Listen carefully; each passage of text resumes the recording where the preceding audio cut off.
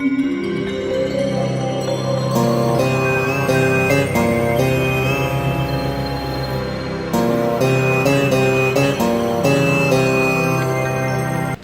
రాశి. ఈ రాశి వారికి చాలా యోగ్యంగా ఆమోదయోగ్యంగా ఉన్నటువంటి కాలము. అనుకున్నటువంటి కార్యాలు చక్కగా నెరవేరటం, సుదూర ప్రయాణాలు చేస్తూ ఉంటారు.